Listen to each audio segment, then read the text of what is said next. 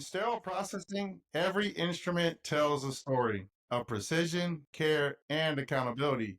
Speed may stock the shelves, but it's quality that stands between safety and risk. So we ask, in the race to be faster, are we leaving patient safety behind?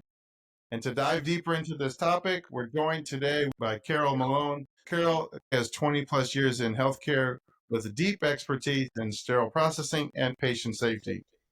Carol has led sterile processing education for 17 hospitals and trained over 200 technicians to maintain high safety standards. Carol is a proven leader in operational improvement and compliance, overseeing teams and system-wide initiatives. Carol is an active industry influencer, serving on advisory board and contributing to AMI standards for advisory processing. And she is dedicated to advancing sterile processing through internship and education, impacting patient outcomes directly. She holds certifications in AAB, CSPDT, CRCSD, CIS, CHL, and CER. She's got a lot of certifications behind her name.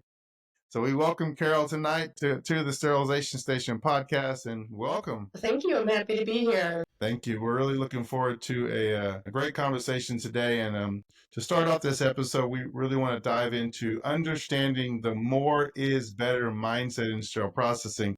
This is a mindset that we find all the time in sterile processing. And I believe this episode, we're going to have a great conversation as we dive into this topic. And so in sterile processing, Carol, why do you think there's such a strong emphasis on speed and quantity? Well, I've been in sterile processing for nearly 20 years now, and, there's always been an unspoken mindset that the job sterile processing techs do every day is easy, and we should be able to do it quickly and at top speed and just keep cranking everything out. Bill, you and I both know that that's really not true. So, especially since medicine and technology has advanced so much since I and probably yourself have been in this field, and so has, due to that, so has the complexity of the surgical instruments that we're now being tasked to process and turn over so quickly. So, with that said, sterile processing really now requires really critical thinkers to be technicians. And we have to be able to not only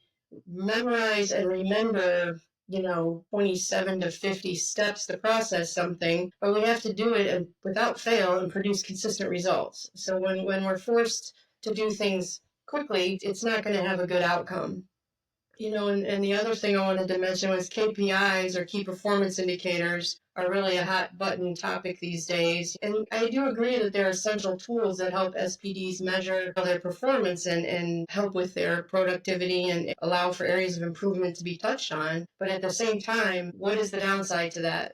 It's safety and making us circumvent our processes and reduce our standards. And that's not good for the patient. But yeah, I think that's really great. I mean, everything that you said, those are such great points. I know sometimes, especially in leadership roles, you can almost look at the metrics like it's every day you're looking at to see where the metrics are, where are we at, but not understanding the steps that can kind of go to help to facilitate those metrics. They're not just bragging rights in managers' meetings, but they're actually processes that are impacting patient outcome. Absolutely. So another question I was really wanted to hear your thoughts on is, what are some of the biggest risks when quantity is prioritized over quality in decontamination and sterilization? Well, I feel some of the biggest risks of prioritizing quantity over quality, and especially in decontam, is that the corners that are going to be cut are really going to, adversely affect patient care. Because when we're rushing through, we're not doing our 3-sync process. We're not soaking instruments long enough before we scrub them. We're not rinsing them long enough. We're maybe skipping the sonic because we're in a hurry to get this stuff into the washer.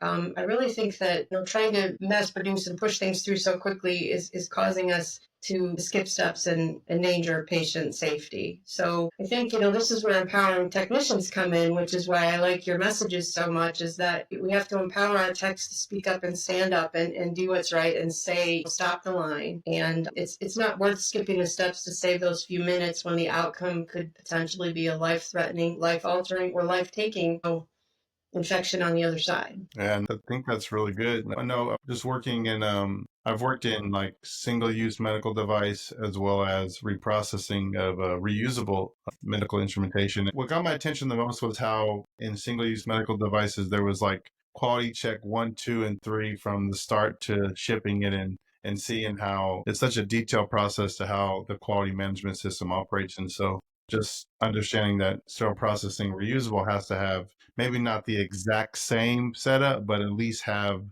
where quality is something that's really in the forefront. So no, I think what you're saying was really, really good. Do you think that staffing shortages and productivity pressures contribute to these issues? I certainly do believe that staffing shortages and productivity being pounded into the folks that are there and showing up every day definitely affects the quality that we're putting out. If you're being held to the fire to produce, and it's forcing you to skip steps and circumvent processes, and it's just going to be that spiral that you can't get out of, and it's just going to cause damage and detriment to the patient. Ultimately, it also could cause injury to the technicians, to OR staff, when we're skipping steps and things aren't done correctly, because the inconsistency is going to cause an issue as well. And then too, when the short staff, techs, easily become overwhelmed, and then they start looking for shortcuts, or they start talking amongst themselves about shortcuts, and then all of a sudden the shortcut is the standard,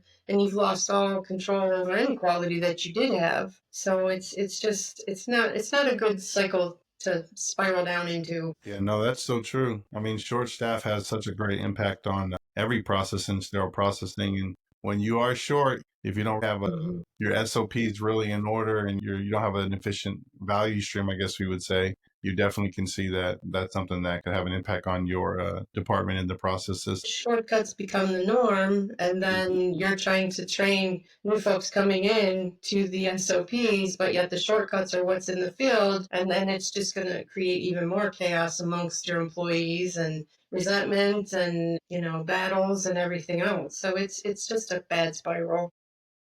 Right. It's like the shortcut operation procedure, right? The SCOPs. We don't have SOPs, we have SCOPs. That was free. That was free. It just hit my mind. I don't even know where that came from, but that was free. Scott, have you seen real world examples where cutting corners led to serious consequences? So unfortunately, I have. I've seen that it's definitely led to, bioburden, a rise in bioburden occurring. I had a location that brought travelers in, and they happen to mostly be male. There's nothing wrong with male travelers. However, a majority of them, for some unknown reason, seem to have facial hair. Again, not a problem to have facial hair. However, the problem came in where the beard cover was not enforced in this facility, and all of a sudden there was a huge uptick in hairs and trays. It doesn't take a whole lot of figuring out to figure out why all of a sudden there's this uptick of hairs and trays. And so we brought in travelers to help alleviate the shortage in staff, because we were trying to get trays assembled and sterilized, and yet it caused an even bigger problem, because now we were redoing trays that were done because there was hair in them. So it was just crazy. You're trying to fix one thing and you're causing another problem because your processes are out of line. So once we got the beard cover situation going, the hairs decreased, and we got back on track. But it took a few weeks. Wow. Wow. Mhm. We had a scenario situation one time where they were finding sunflower seed shells in the trays. I Oh was my like goodness. I was like, how did that ever happen? So yeah, needless to say, we all knew who was eating sunflower seeds, so it was easy, quick fix. Oh my Wow. goodness. Yeah, you never know what you're gonna see. You never know what you're gonna see. Yep. Well, this is good. So definitely want to transition into having some discussion around the benefits of prioritizing quality in sterile processing, which is so important. And so what do you think are some of the biggest benefits of focusing on quality in instrument reprocessing? From patient safety to staff efficiency. I have to say the biggest benefit to the patient is, when we're correctly processing instruments through decontam, properly putting them through prep and pack, inspecting them, testing them, assembling them correctly, making sure there's no broken instruments in there, replacing missing things in that. And we're providing a complete working tray to the OR every time for every patient. So it's, again, my favorite words are organization and consistency. And if we can get that consistency, on a regular basis, a consistent basis, you'll have a better product that you're turning out, and you'll have the trust of the OR, and you'll have a better outcome for the patient because, they're not running around like, oh my goodness, this tray is missing this scissor, and that's the scissor we need to cut this artery. So it's efficiency, and then that creates a trust with your OR. So it kind of all goes hand in hand. And then the staff efficiency is greatly affected when you have the staff that's all doing their own things. And you need to have that, again, consistency, my favorite word. No, yeah, and I think that might be we haven't confirmed the part two. This is part one, but I think organization and consistency is a pretty big topic, and I know Carol's she's excited about those ones. So we'll see. You never know what might happen. But that's great. Can you share an example of a department or facility that successfully shifted to a quality first approach? Sure. So at my former hospital system, we had switched from one tracking system to a different tracking system. I don't really remember the reason why, but we switched tracking systems. And when we made that switch, the system that we switched to, we had also created a quality policy. And the system we switched to has a way in there that we were benchmarking quality issues. So you have a handful of issues that you are tracking. So, for example, anything that went to the OR, they were looking for bioburden, foreign objects and trays, which those are actually two different things. Bioburden is tissue and blood and things left behind. A foreign object is a Sharpie, a paperclip, a fingernail, a hair, what have you. So we're tracking those things. We're tracking missing indicators, holes in wrappers, some other items, missing critical instruments and things like that. So whatever went to the OR, if there was something wrong with it, it had to fit into one of those categories because we were tracking it at all the locations. And then the same thing when the items came down to sterile processing after the case, we had a handful of things we were tracking. Did they do the point of use cleaning? Did they separate unused from used instruments but still put everything back in the tray? Did they clean it? Did they open it? Did they spray it? All those things we were tracking. But what we found was that, because as we know, when instruments are not properly put through the point of use cleaning process, it degrades your instruments when the fluid dries on them. You start to get the pinning, the rusting, all those horrible things that destroy your instruments. So what it did was it allowed us to have those conversations with the OR, like, okay, this month, 18 trays came down, they weren't sprayed, they weren't separated, they were still grossly soiled and so on. So we're trying to work together by identifying these items that are occurring. But it did, in certain places it caused a little frustration. I'll call it frustration. In other places, the ORs and that were open to it, or the CSs were like, okay, yeah, we are sending stuff up missing a lot of instruments. We should not be doing that. We need to put a process in place to, if an instrument's missing when I'm assembling, what steps do I take? Is it on the backup board? No. Is there a peel pack? No. Do I go to the service lead and say, hey, I'm missing XYZ. Can I still put this tray up? Do we have an amnesty shelf? We hold it on until we get it replaced. All these. So it helped us put some more processes in place to provide that end tray that was consistently assembled every time and ready for the patient. Yeah, that's really good. I mean, a quality policy, quality plan, quality initiative, all that. That's so important, especially in sterile processing where everything we do has to be documented, and challenges that come up are really just a way for us to tighten our processes and, of course, add an education and when needed. So I think that's great. Were all very good points. And the experience that you had there was definitely a real full experience, definitely. Yes.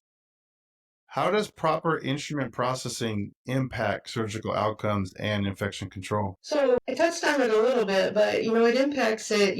Like I said, if a critical instrument is missing, I mean, sometimes you could have an entire tray, and if one instrument is missing, that whole tray is no good because you can't use it without that one instrument. I know there's definitely some ortho trays like that. I'm sure there's some cardiac trays like that. So we really need to be on our game and make sure the stuff comes down from the OR, that we're processing it in a timely manner, and that we have necessary backup for some of those critical items. And then the infection control part, if contaminated instruments are discovered, when they're opening up the room on the back table. Well, we all know the answer to that is you have to tear down that back table, you have to reprocess those instruments, right? So this is when infection control is like, this is not good. And if that's something that continuously happens, you're delaying cases.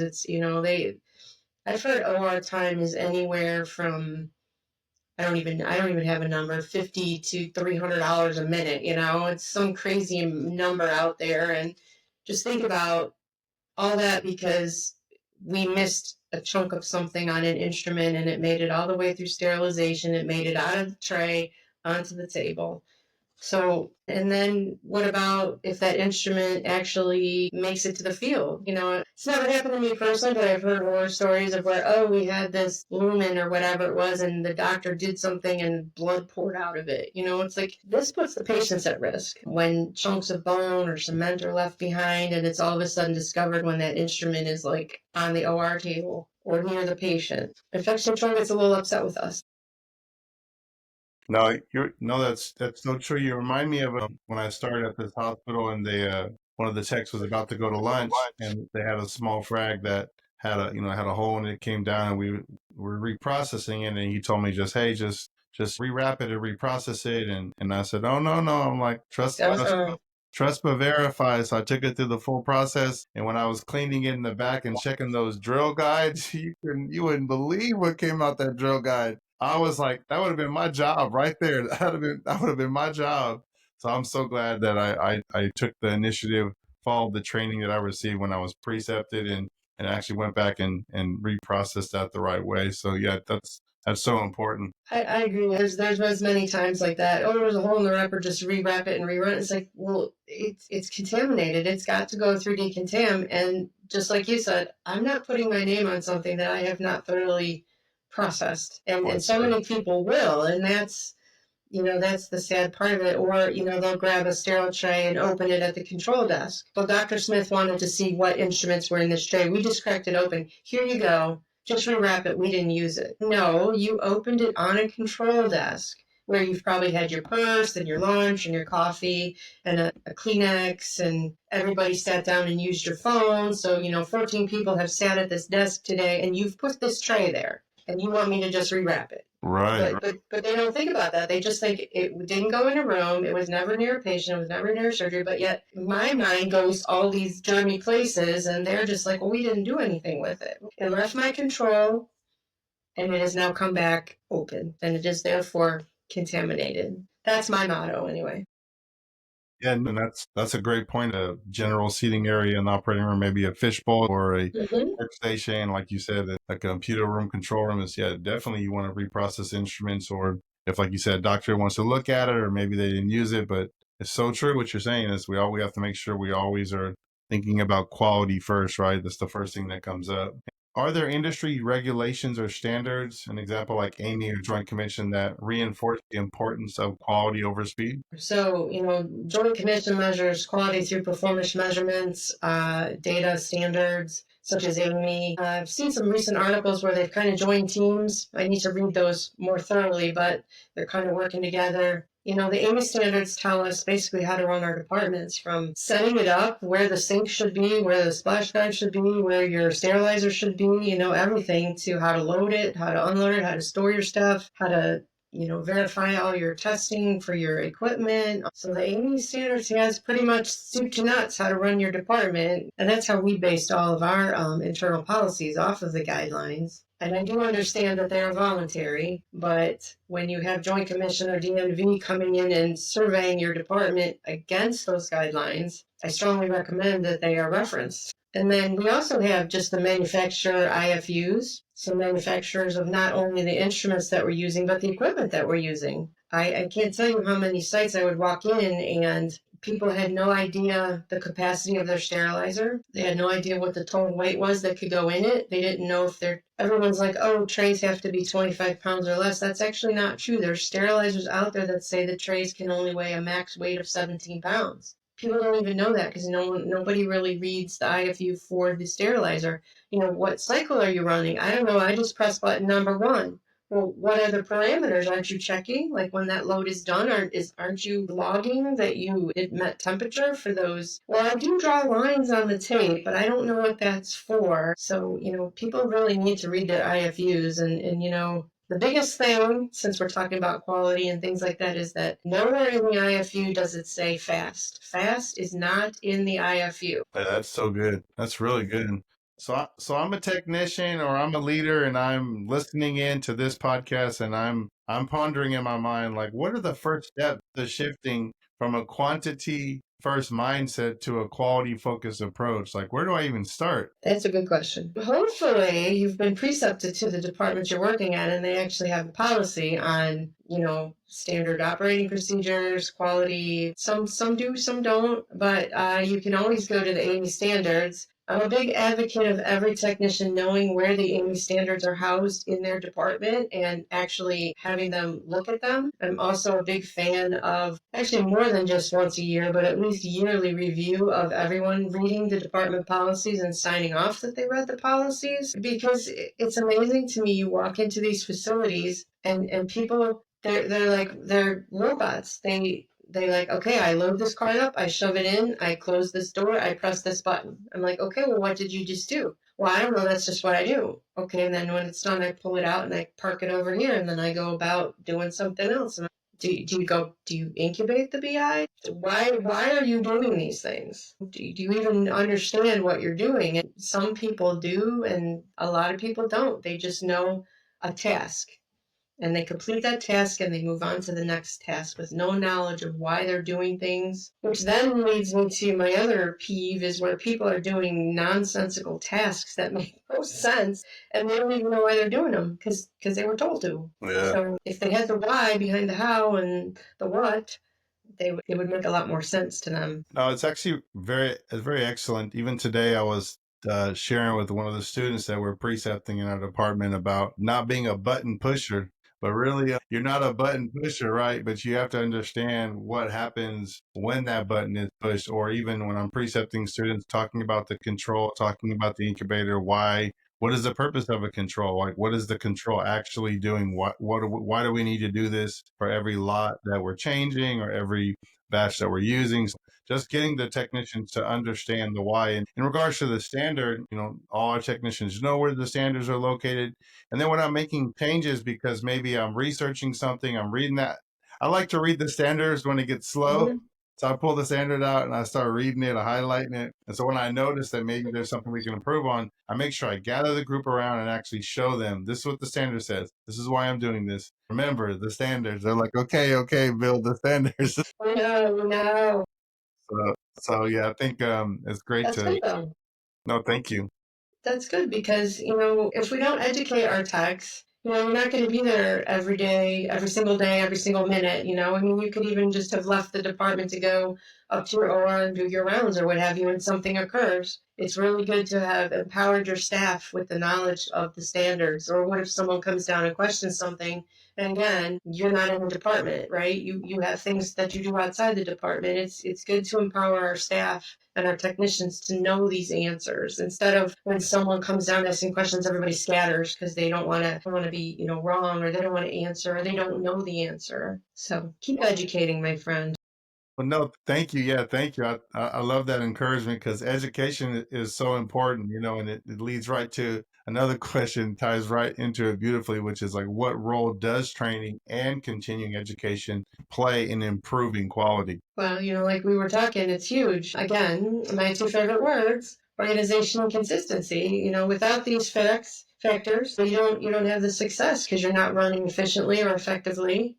Your staff, like you said, if they're just button pushers, don't have the why. They don't know really what they're doing. They just know that this is what I do when this happens, or sometimes they don't. It takes away their ability to critically think when they feel that we're not on an assembly line. I think that's a big misconception, is that sterile processing can be run just like an assembly line. My husband has run a shop for years making automotive parts. Okay, so I know what an assembly line is. And sterile processing is not even remotely close to an assembly line, because no 2 days are the same, no 2 hours are the same. Emergencies coming in, we got add-ons coming in, we got extra trays for this, and we have broken things, and just it can be chaotic. But if we're organized and we have our processes in place, we can deal with those bumps in the road as they occur, and it's not going to shatter our world, right? As I knock things over here. That's just my opinion, but I mean, I ran a couple CS departments for many years, almost 10, and we really had our processes down. And there was weeks, actually, that I was by myself doing 12 to 15 cases a day with no problem, because we had processes in place, and it ran just as smooth that way as if there was two or three of us. just because we had it down. Well, that's great. That's really great. I mean, that education, continuous training, investing in your employees is just really investing in the department. You know, it's really a part of culture too. When you have that a Mhm. part of your culture, that learning is, you know, a great CEO that I listened to, Michael E. Parker at UR CEO. He talks a lot about how culture is what we do consistently, what we allow, and what we celebrate. And so, when you have a Mhm. culture that values, you know, continually training the employees, you know, doing those in services, or a lot of Mhm. times I notice when something happens, it's not like the one bad apple ruins a bunch, but it's a great opportunity to have an in-service, right? Someone didn't do it right, so everybody has to learn it all over again, right? I go, oh, here we go. So, but it's great. That's That's a good idea. And I do like two sites that I've worked with that were very pro education, because when you walk into a site that's not pro education and everybody tackles you at the door, like when I was in educator, do you have CEUs? We need CEUs, we need CEUs. And it's like, well, aren't you guys doing stuff on your own? Aren't you doing stuff monthly? Aren't the vendors coming in, the instrument vendors and this and that? And they're like, no. And, you had a leader in that department that was not willing to give the time up to educate the staff the way they should have. And then I had other departments where, like clockwork, every month they had a vendor in for one, late start day. They passed out the articles from healthcare purchasing news every month. They did stuff on their own.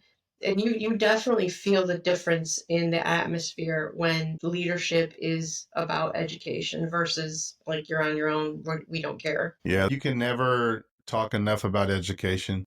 I mean, Hmm. when situations happen in the OR, it's always. I mean, when I was a liaison, they would call me into the OR. One of the new supervisor just started, and he said, "Well, Bill, you're the liaison. You're up here every day. Like, what should I do?" And I said, "Well, the one thing you don't want to do is tell the doctor. Just tell the doctor, well, thank you. We'll get you another one." Like, he wants an actionable plan right now. He said, "Well, what would you do?" I said, what I would do is I would go in the room, I would apologize. I would tell them that when the tray comes down, you're personally going to change. What was happening was they were putting the wrong they were putting the wrong arthroscopes in the tray, so it was So, like the scope degrees were off, and the doctor was really upset. And so I told him you should personally change it yourself. And I said, mhm. and you want to reassure him that this is not going to happen again by having an in-service education, having a quick in service about the tray and showing everyone exactly how the doctor wants it. And so I left the room, and he was like, yeah, you knew exactly what he wanted. I said, I'm up here every day. I know they want to hear, they want to know, like, everyone's going to be trained, everyone's going to be in service. And so education, I say education is our front line of defense. It's right there in the front. It is. We had a similar situation like that. It was the camera, the light cord for the camera. They kept sticking the wrong one in. There was a piece on it that went from it slid across. I don't remember exactly. Something slid across, and the text kept sliding it to the wrong end. So that was the end that would get thrown off the field. So same thing. Did it in service, photocopied it, put it up on the board, and like with a big X across it. No, don't do this. But yeah, I mean, sometimes that's what you have to do. And once people started doing it correctly, then we like, okay, everybody's got it now. But then, 6 months later, it happened again because we got some new people. So we had to, start all over. This is why this picture's up here. Don't do this. So yeah, education is definitely important. No, and that's really good. And I just wanted to add this comment just came to my mind. So, if you are listening in, remember Sterilization Station is an empowerment podcast. There was an episode where I talked about 10 ways to be empowered in sterile processing. And some of that is through, Bill Rishell is always going to give you something to think about, make you think, encourage you, motivate you. But remember, the definition of empower is to give yourself authority to have the power to do something. And really, you're empowering yourself. So when you are participating in services, you're empowering yourself to be able to be that technician, that, A+ technician. So just wanted to add that in real quick, that we're still talking about empowerment. We're empowering you through education. Remember, this is an empowerment podcast. So I hope you're feeling empowered right now. You're learning a lot. So this is great. So, and then how can leadership balance the demand for instrument turnaround while maintaining high standards of quality? Well, so if the SPD staff, is consistent in doing, their processes, excuse me, then they would consistently be turning instruments over and producing quality trays, right? So the SPD leadership needs to be aware of, the length that these processes take, what these processes take, how many steps, what materials, length of time. And then what they need to do in turn is when it starts coming down from above, like, oh, you guys are taking too long, we need this back, what is the problem down there? You guys, I hate when I always hear the words, you always, you never. Those are big words. Those are big words, and it's not correct. We may have sent up a tray a month ago that had bioburden in it. They haven't had an issue since, but the next time it goes up with bioburden in it, you guys always send us trays with bioburden. You're always doing this. So the SPD leadership needs to do kind of like what you were saying. Apologize, educate, make sure that you're holding your staff accountable. Try and make these things not happen by empowering your team to have the knowledge, know the why, know the how, and not keep making the mistakes. If it's narrowed down to, a specific person that continues to make the mistakes, then, there's other avenues that you can go to correct that as well. But just having the SPD leadership, such as the supervisors and managers and things, do the education, but then stand up to the other side, I think is very important to maintain our quality and our presence. No, that's great. That's really outstanding. I'd Bill like to say that's outstanding. What are some challenges that departments face when trying to implement quality first policies, and how can they, overcome and get to the other side of that? What are challenges do departments face? Well, when I first started in SPD, I walked in to run an SPD department. I didn't even know what SPD was. I knew nothing. It was so green. So what I started doing was meeting with all my vendors, finding out what products do I buy from you, what trays do I get from you, what are they used for, to educate me. Then the next hurdle I had to overcome was OR and CPD was like this because of quality issues. A trays not being done on time. There was a bioburden issue. There was a big missing instrument issue. It was just like every issue you could think of was going on. So here's me, green as can be, with all these issues. And this was 2009. So, there wasn't a tracking system. There wasn't. It was a little messy. So I had to start learning processes. I had to figure out how to navigate the politics, and figure out what we needed. Start getting someone to open up the coin purse. And first thing I did was figure out how many trays we had of everything, like get an actual inventory. There was actually no inventory, like no physical inventory. So started with an inventory, and then figured out what instruments were missing and tried to fill in the holes there. And then we only had one washer and one sterilizer, and we were doing 25 cases a day, heavy ortho. I had 2 techs and myself. So we had a lot of hurdles to overcome. But once I started gaining some trust with the OR by just working with them to figure out what our inventory was, getting some of those holes plugged with missing instruments being replaced, gaining some trust with them, working with them to see if they could fix the way the schedule was laid out. Instead of having back-to-back-to-back cases where I don't have enough instruments and I can't turn them over fast enough, how about we do a total and then a scope and then a total and then something else, so that I had time to turn over first to third and second to fourth. And, so once we started communicating a little bit and they saw that I really wanted to fix things, and we started making, the low-hanging fruit changes first, and things kind of fell into place. So, because we also had to do all the equipment, we had to round on the floors, we had to deliver stock to the floors. And again, it was 2 techs and myself doing all these cases, doing all this other stuff. So I was able to meet with leadership from other teams to hand off some of that stuff. I had the patient transporters start to round for equipment and bring it to us. And then I trained them how to clean it. So on weekends, after you come back on a Monday morning, before I did the training with the transporters, we'd come in on Monday morning. There was so much dirty equipment in the equipment room, you couldn't even open the door because all they kept doing was just shoving it in.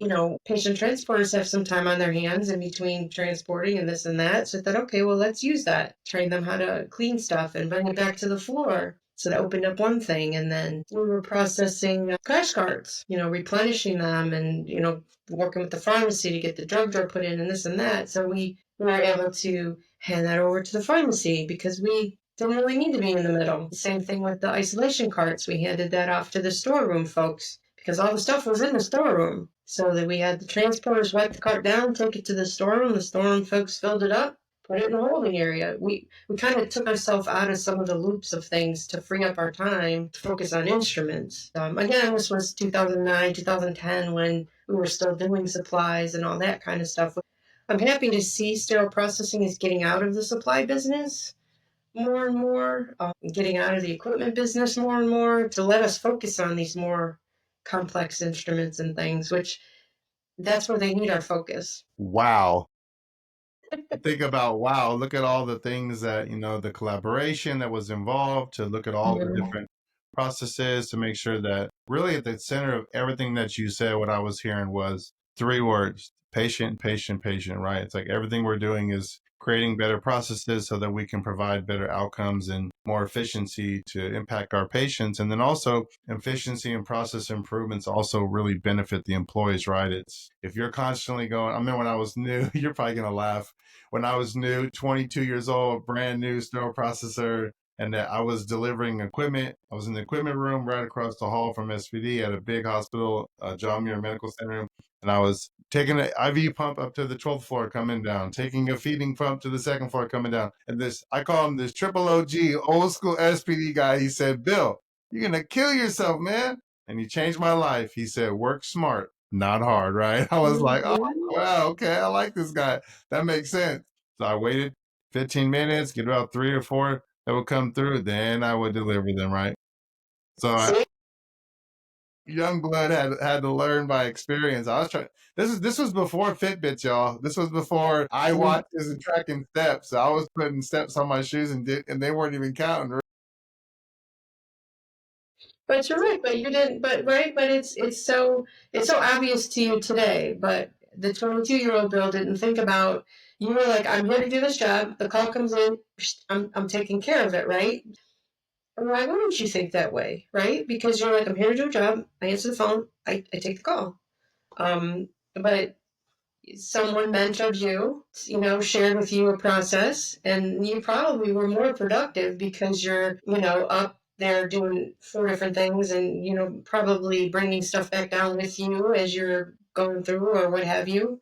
Um, and it was the same thing with my scenario. That wasn't an overnight process. That took me probably the better part of a year to get that all straightened out. And a lot of conversation and a lot of proving myself and, and mentoring from, outside vendors, inside, staff and things. So we learn and that's the whole learning process is making mistakes and learning from them. If you don't learn from the mistakes, well then that's another conversation for another day. But that's I believe that's how we learn. Yeah, that's great. Even taking on projects in the department, when you see something that needs to get done, we always say in church on one of our teams, service teams, we always say, if you we always say find work. So if someone needs help, an elderly sister needs help walking in the church outside, help her. If you're in there and you see the bathroom needs, the garbage can needs to be emptied, find work. So we always say, just find work. So I think in sterile processing, it's the same thing. If usually you see something, you're like, I wonder if someone's going to do that. If you see it twice, if you get to the third time, that means it's up to you.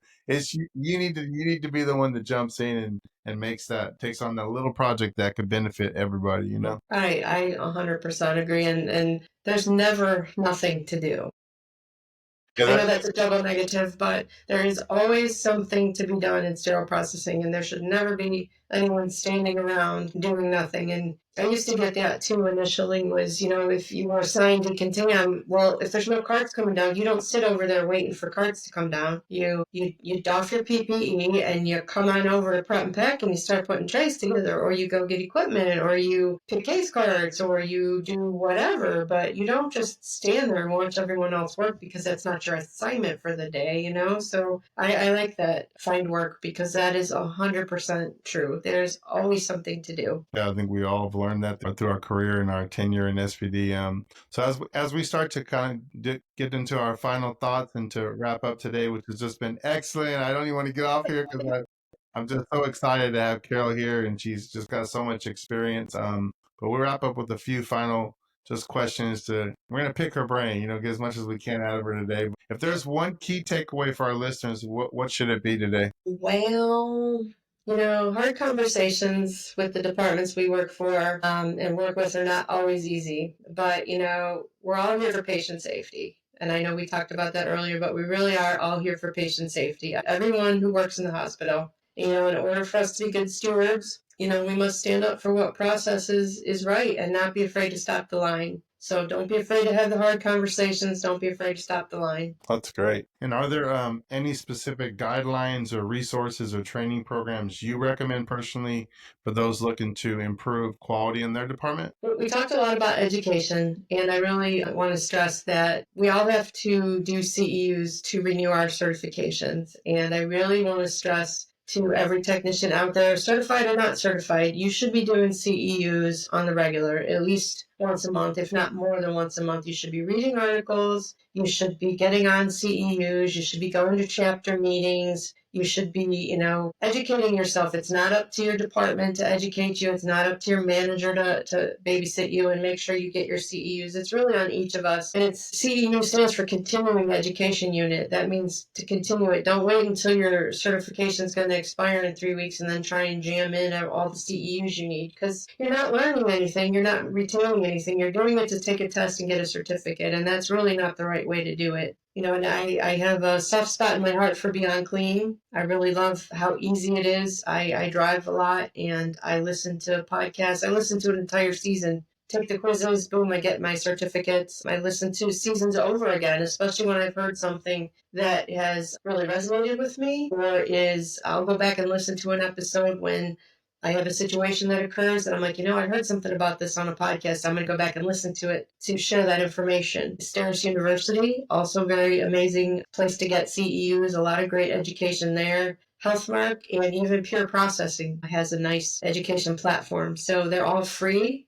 They're all accessible 24 hours a day. And I really think that, educating yourself is really important. No one can take the knowledge that you've accumulated away from you. That's something that wherever you go, you take with you. So I think it's really important to do that for yourself. That's great. And now, where can our audience connect with you or learn more about your work? Well, they can reach out and connect with me on LinkedIn. I'm under Carol Malone. Carol with no E. I know a lot of people like to spell it with an E, but it's just Carol Malone, Malone. Or my personal email is cmalone7@gmail.com. That's great. Thank you. That's great. Well, thank you, Carol, for sharing your expertise. It's definitely clear that in sterile processing, quality isn't just a preference; it's a necessity for patient safety. And to our listeners out there, if you found this episode valuable, please make sure to subscribe, leave a comment, share it with one of your technicians, your leaders. Continue to follow us, and we just really appreciate your support as Sterilization Station is continuing to empower you. And today we did it through having a great conversation about quality versus quantity. And we'll see you in the next episode. And once again, thank you, Carol, for joining us. And this was great. And we'll talk to you and see everyone soon.